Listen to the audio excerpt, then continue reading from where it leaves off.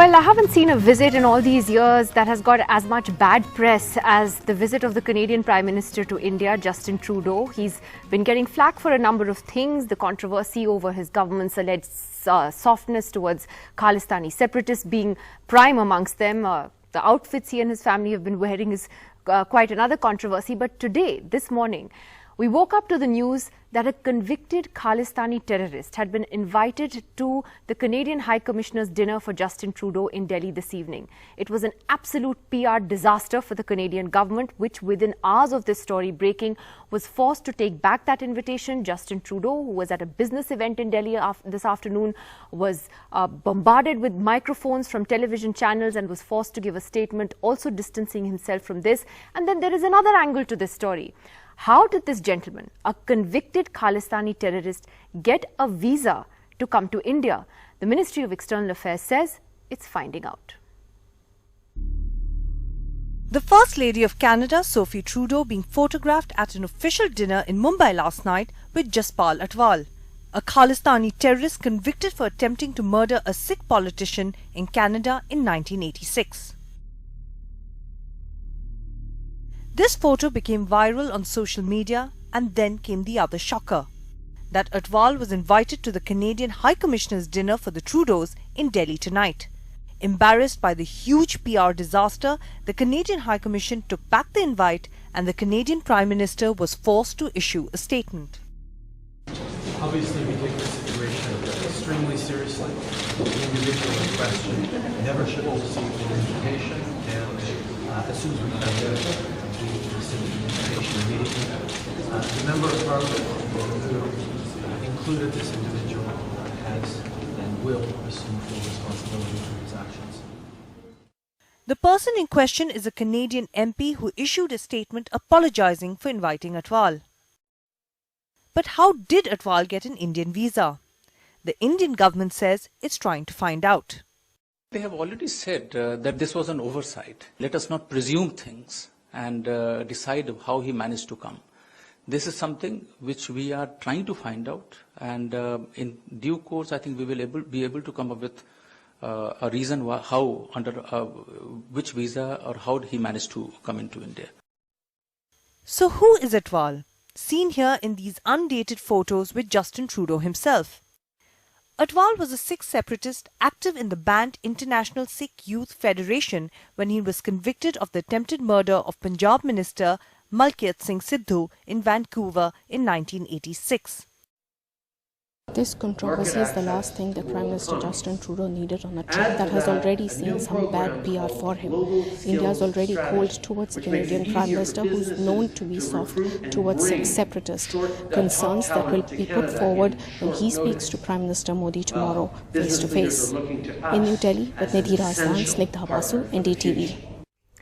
Well, lots to talk about. This is the second time this week that we're talking about Justin Trudeau's visit. Joining us this evening is India's former High Commissioner to Canada, Mr. Vishnu Prakash, Dhruv Jaishankar of Brookings India here in the studio with us, Shiv Shankar Singh of the India Foundation also still with us.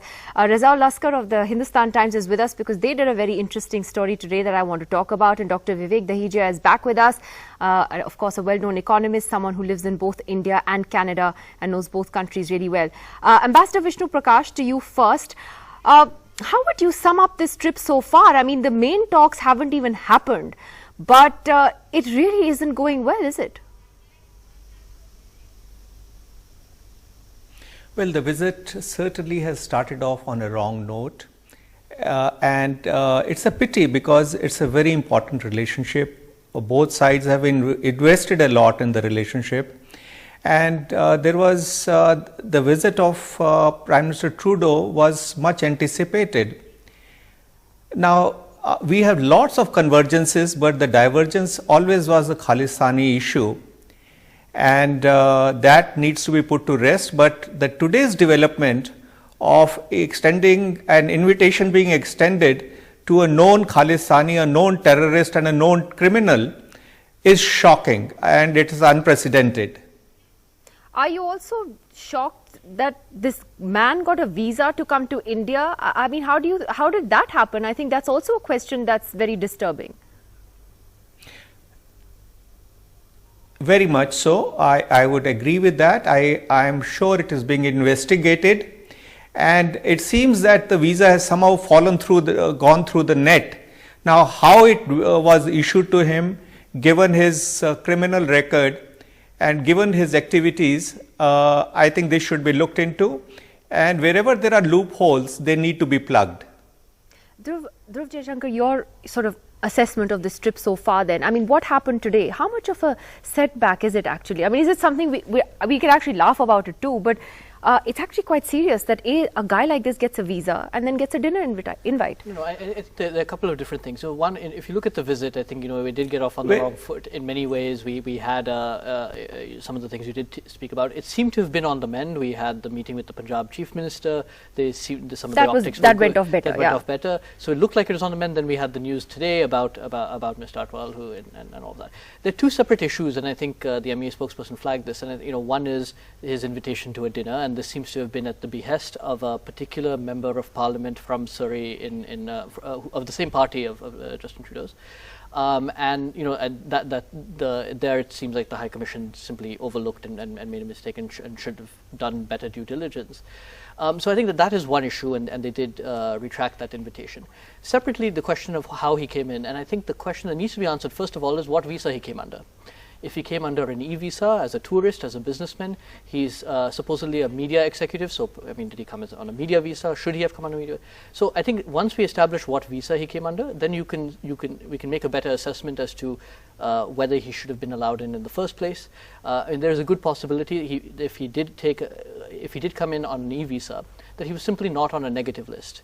And I think then there's an open question to be asked as to should somebody who is a convicted criminal and has a criminal past but who is not active and doesn't seem to have, there's no evidence yet that he's been active lately, should he have been dropped from the blacklist? And I think that is a discussion that we need to have here in India about security as well. So I think until we figure out what visa he came under, you know, we don't really have the full picture. How much do you think though that it sullied the waters before tomorrow's talks? Oh, absolutely, it did, and I think it's a very embarrassing revelation all around.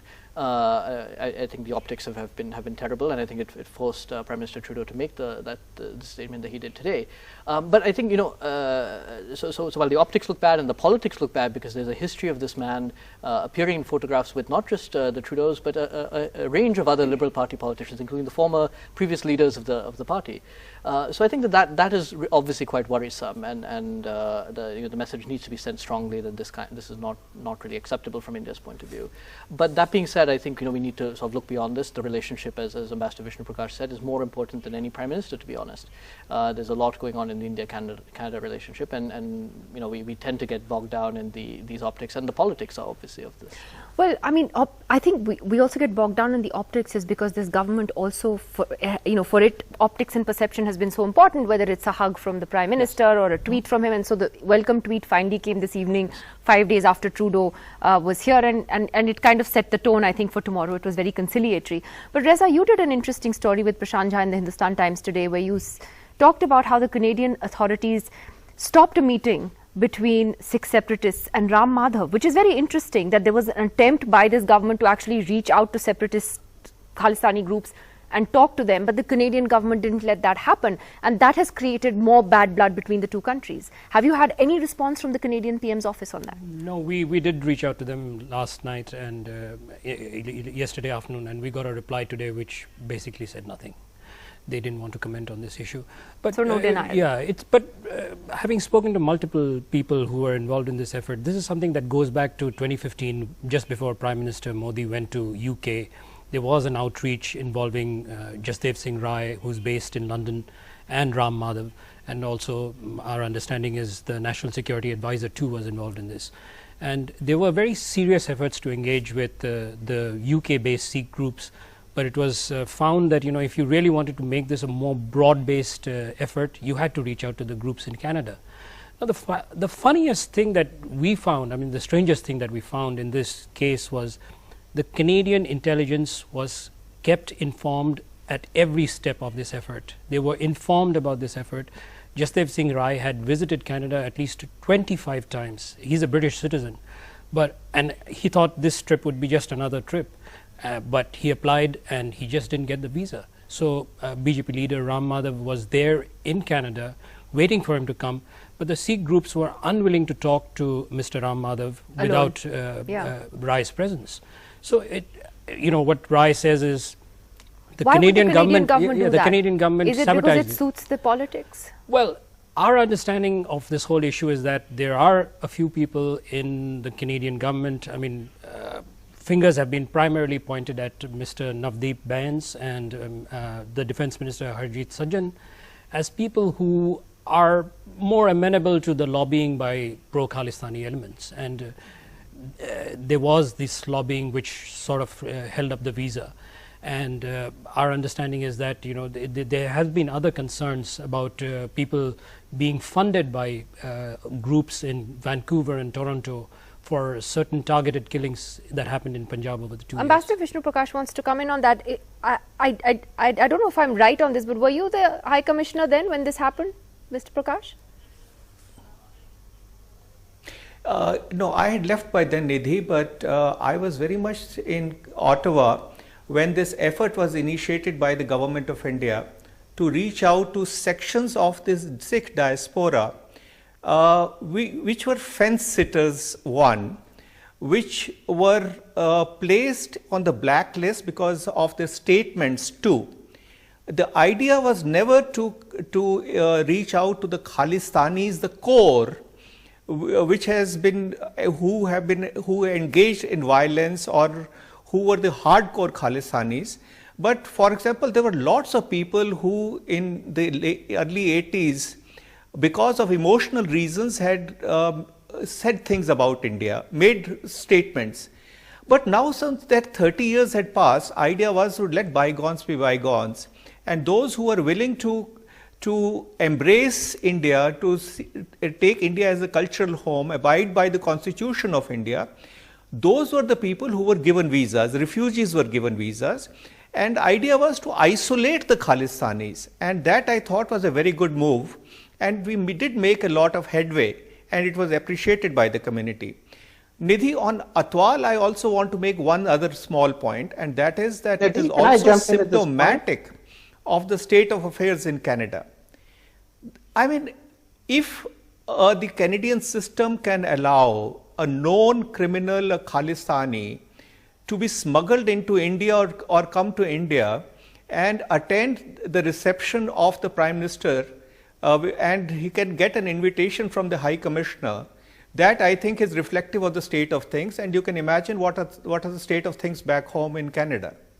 Well, I just want to ask Vivek Dahija, and this is a theory that some of us have been talking about, that no matter how much of a diplomatic disaster this visit may have turned out to be, does this actually suit Justin Trudeau's politics back home? He may actually go home still smiling. Thanks, Nidhi. And Airtel tells me my stick is about to pack up and go, so if I disappear, that's the reason why.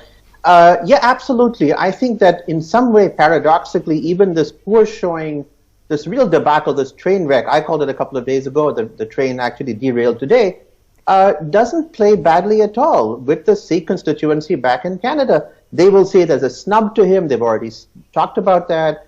They'll say, mistakes happen. So I think that in the game of vote bank politics, Mr. Trudeau will go home smiling.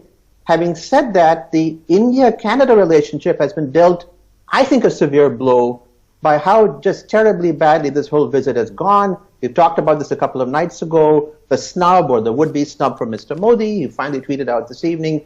The fact there's no real substance. We've got one Bollywood set piece after another.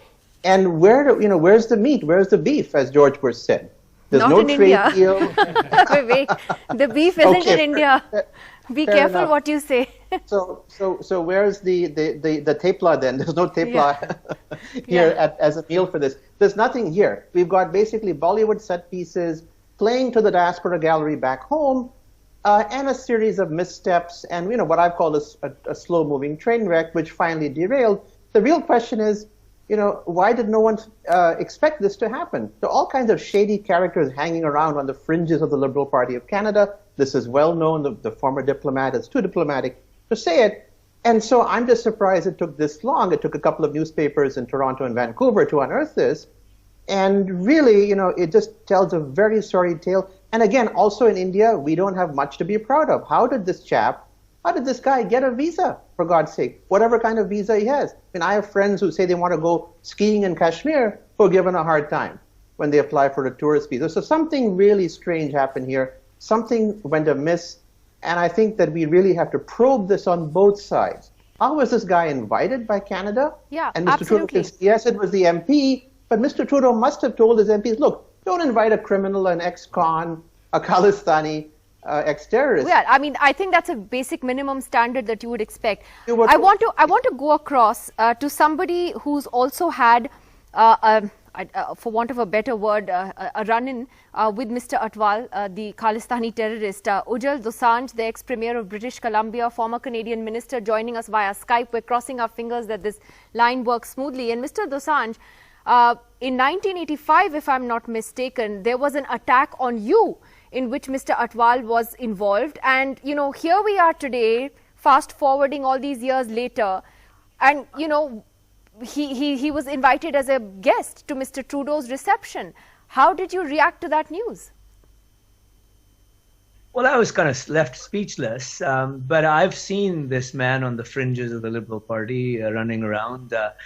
In fact, it was Vivek I was just listening to. He put it really well. I mean, I think the Liberal Party is infested with these kinds of people from top to bottom. And so I'm not surprised that he's hanging around with them in Bombay or Delhi, either on the fringes or in the middle of them. I think one of the problems that I see India not being able to deal with, I don't think India has been able to frame the issue properly. India keeps saying to the Prime Minister or the politicians in places like Canada, deal with these guys. Well, they say, well, we're a free country. So is India, right? Shivam, let's talk about that. I mean, he was a man who was directly involved with what happened with Atwal. But let's look ahead to tomorrow. It's very clear from the Prime Minister's tweets that India is going to deal with this and move on. And therefore, what is the best we can expect? So I actually have a very different perspective on this. I do not think the visit has been a total disaster. I'm glad someone's saying that. There is a very big silver lining to it all. India has shown the strength of its diplomacy, and Narendra Modi ji, like, people made fun of him hugging world leaders, but now we know how effective it can be if he doesn't hug someone. Without saying anything, he delivers a huge message. It's gone out to the entire world how Justin Trudeau and the Liberal Party has sided with pro-Khalistan elements. The idea is that, okay, it might benefit him in his vote bank politics within Canada, but it does damage his international reputation. Now that it's in the Wall Street Journal, it's in foreign newspapers that he sided with Khalistani elements, a lot of people did not know about this. Now that people do, there will be pressure on the Liberal Party and the Trudeau government to basically distance itself from elements like this, which would be a positive for India. Let me take that back to Mr. Dosanjh, because we just have a minute left and I want to ask him that question. Do you believe there will actually be pressure on the Liberal Party, or that this is a political victory in a sense for Mr. Trudeau?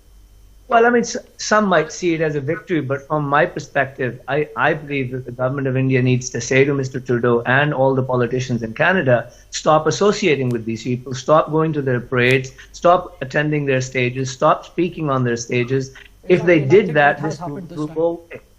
And that's part of the problem. All right. Well, it's a fascinating conversation. The talks are tomorrow. Normally, when world leaders visit, we end up doing a program around it the day the talks happen. This is the first time I think we've done it for 2 days leading up to it. But thank you very much to all of you for joining us. Let's see what finally does happen tomorrow. Thanks very much. See you again tomorrow at 9. Good night.